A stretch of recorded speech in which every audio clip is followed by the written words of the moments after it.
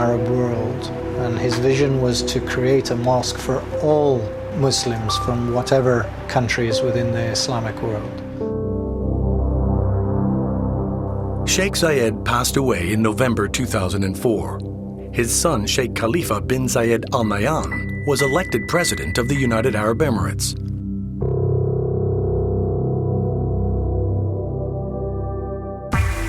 The Sheikh Zayed Grand Mosque is being constructed under extremely inhospitable conditions. Because whereas Abu Dhabi has oil in abundance, it has very little fresh water and relies upon desalinating seawater. Although oil is the desert emirate's lifeblood, water is equally vital for its survival. On the construction site, practically all workers carry water bottles to counter the ever-present danger of dehydration. In soaring midsummer temperatures, the danger to workers is of losing water faster than it's being replaced. In this region, heat is one of the main problems that we have. Terrible hot, yes, extremely hot. And really you can fry eggs on site. Sweating all time, you won't take out clothes really from your body, you know. Dehydration is the major problem. There are many, many laborers who suffer dehydration problems. The human body can go into severe shock when it lacks water. And unless quick action is taken, the consequences on occasion can be fatal. Midsummer temperatures can go up to around 48 degrees centigrade, but with the humidity at sometimes 100 or 100+%, the conditions are very difficult to work in. Over the last 2 years, the government have imposed a restriction of working during the hottest times of the day, between 12 and 4 o'clock in the afternoon. Normally we don't cast concrete in the ambient temperature above 38 degrees centigrade. So in the hottest months of the summer, we can only cast at night, where the temperatures are below that. This has an effect on the curing, the hydration of the concrete during the curing period. Just how critical is this concrete pouring temperature? And does it mean that if it's incorrect, the structure will eventually fail? I would never say the concrete would fail. You may not achieve the strengths that you want. Under the most extreme of conditions, this is what might happen if sufficient strength is not achieved. Rigorous pressure tests are undertaken to ensure that the concrete design mix can stand the strain.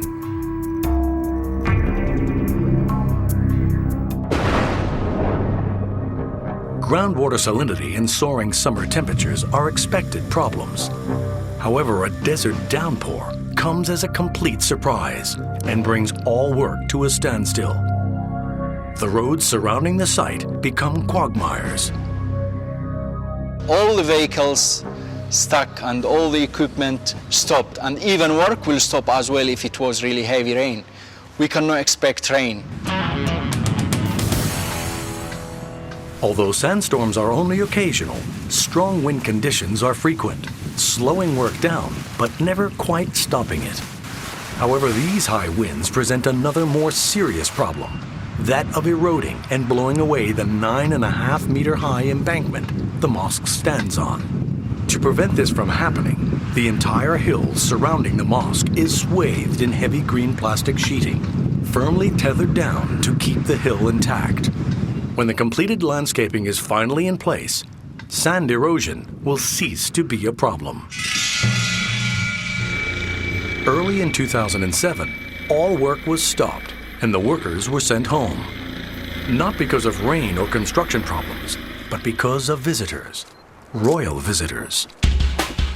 Prince Charles and his consort, the Duchess of Cornwall, toured the site and had its progress explained to them by Khawla al-Suleimani and Sami al-Quazaz.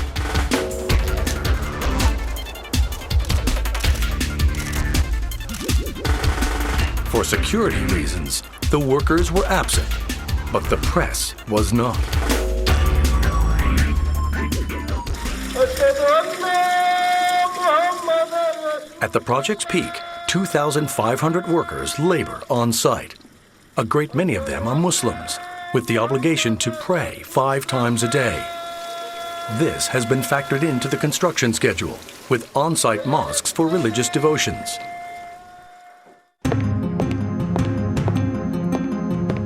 Safety officer Humedan Saleh tours the vast site every workday, from bottom to top. With so many workers on site, prevention of industrial accidents has high priority. He's in the world's biggest mosque dome, and decorative paneling has already been installed around its inner perimeter. Shortly, the top of the huge dome itself will receive similar treatment. Sufyan S. Saleh is the subcontractor responsible for providing the internal ceiling and dome paneling. Even though we used high technology, even though we used the IT, the best softwares and the best equipment and machinery, we had to go back to the basics, to the human artistic side. The artists were the Moroccans. They're the ones who created the gypsum designs and the positives from which the glass-reinforced gypsum was produced. So the designs and concept and the decoration was all the creation of Moroccan artisans. It's a generation business, and they do it by hand. They can carve it, they give it all the life that you need to show in this type of carving. So we had to use these people to create the basic carvings, which were transferred into electronic information with the IT technology, with the CAD/CAM carving machines, and to end up with big production of these highly artistic carved items, yet retaining the basic hand artistic part. On the factory floor, a high-strength gypsum and mineral mix is combined with tiny slivers of fiberglass as it is sprayed on one of the thousands of molds. When set, it is both strong and relatively lightweight. We had to do a 3D simulation to finalize all the geometry, because these units cannot be adjusted. They are not aimed to be adjusted on site. They have to fit accurately. And they do not only fit in terms of geometry. So if you have 2 pieces that you like them to fit, you have to ensure that their sides fit, side to side, left, right, up, down, bottom. And not only that, you have all the carvings that have different depths, and those carvings should match the carving of the adjacent panels. So you don't have the luxury to adjust anything on site. Once there, they have to be correct. It's over 12,100 panels. Dominating the factory floor is a vast curved wooden cradle in which a pre-assembly of dozens of panels is taking place. Scores of these heavy pre-assembled sections are required, and they'll be secured overhead in the main prayer hall. I would say the heaviest ones were in the range of 700 to 800 kilograms. They are quite heavy as a decorative unit. Maybe the weight of your car, but that you are hanging onto a dome or on the ceiling. In Phase 2, the gray, austere concrete vanishes to be sheathed in dazzling and decorative white.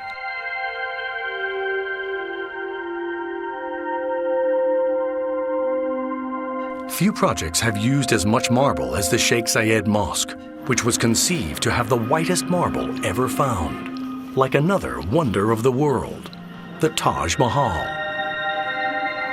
Marble has been a key feature of Islamic structures, valued for its beauty, its strength, and resistance to fire and erosion. Phase 2 of the mosque's construction involves the local company Sixco, coordinating and supervising the work of 38 international contractors. You are speaking about 120,000 square meters of marble outside all around, which is nearly mountains of marble which had to be open and treated to get the extra white marble we are having here. In total, both outside and inside, nearly 120,000 square meters of marble is required, including a considerable amount of decorative and carved marble works. But where to find the world's whitest marble? The search would take them around the world. Constructing the Sheikh Zayed Mosque requires a search for the purest white marble in the world, particularly for the prayer hall interior. This is where Italy now contributes its expertise. Milan in northern Italy is a city long renowned for being on the cutting edge of innovative design.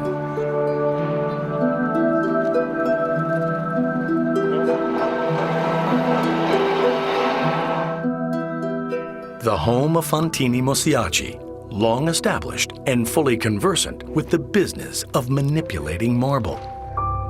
When approached to tackle the task of providing and crafting pure white marble on the mammoth scale that the project required, the company contacted Lorenzo Camallini and Rocco Magnoli at Spatium Studio Associates, an interior design firm with whom they had a close association with Gianni Versace on hotel and boutique projects. Although a schedule had to be met, to create a timeless masterpiece in marble would obviously require time.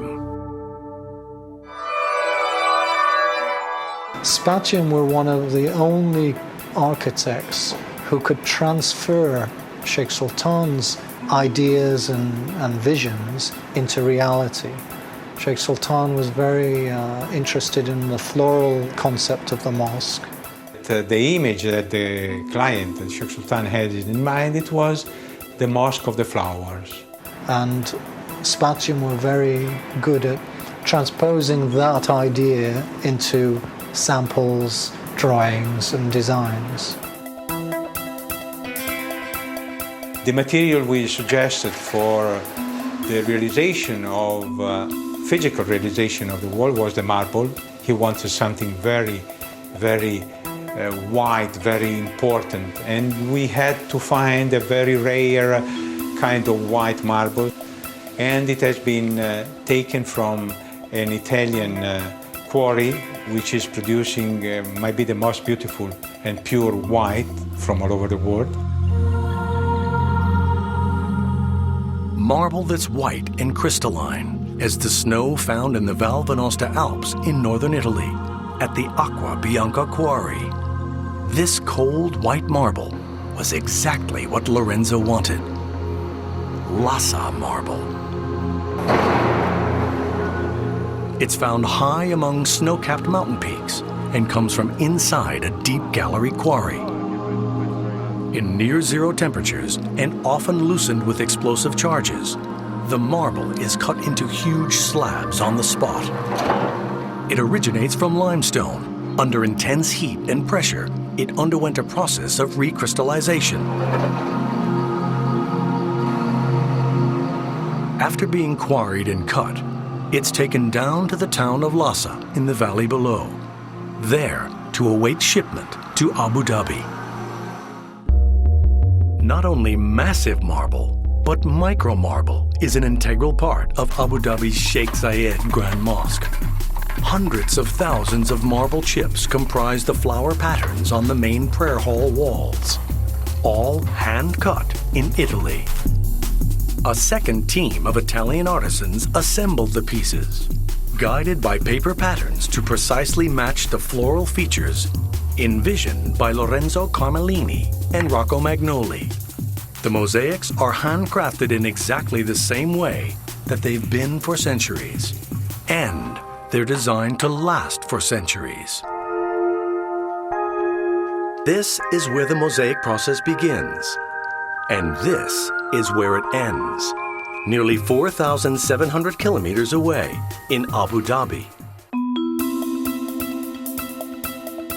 We wanted, yes, to give a new, modern impact, but of course there had to be a sort of a respect and attention to the traditional, let's say, kind of decoration and finishings, etc. A modern version of traditional way to do the cladding of the walls. Marble, mosaics, glass are materials that have been always used in the history of all those buildings. Dozens of artisans work in sheds on the site, crafting semi-precious stones to be inlaid into marble tiles. Everything is done